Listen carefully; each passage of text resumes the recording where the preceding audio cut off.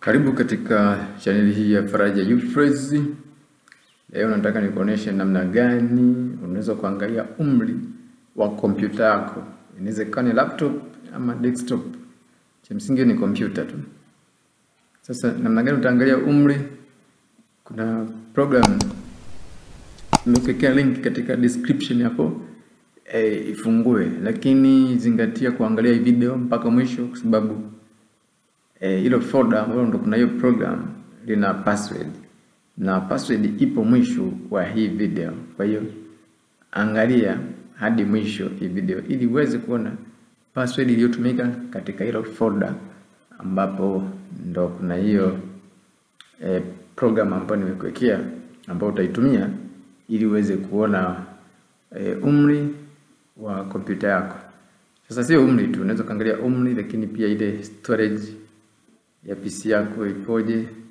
Kwa hiyo fungua hiyo program, ukisha install itafunguka namna hii. Kwa hiyo ukiangalia hapa inasema jina la PC yako ni Faraja PC, ina RAM ngapi, ina hard disk ya ngapi, 500 GB, alafu na umri wake ni hapa 5 years old. Kwa hii ina miaka 5, lakini pia hapa unaweza kutumia hii nafasi kuweza kurename PC yako. Baada ya Faraja PC labda ukaita PC.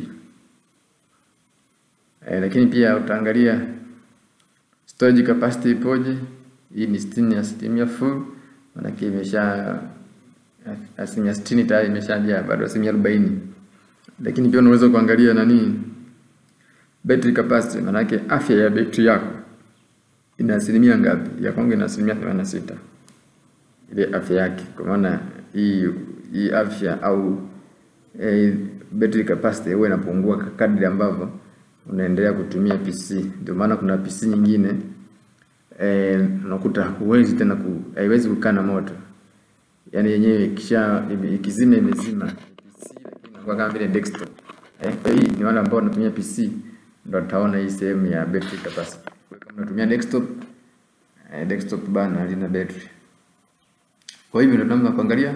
Usisahau kusubscribe ili uendelee kujifunza vitu vingi vya ICT. Lakini unaweza ukashare pia na mwenzio akajifunza, comment. Unaweza pia kuuliza swali, unataka kujua nini kwenye ICT. Asante sana, mimi ndugu yako Faraja Euphrates. Ciao.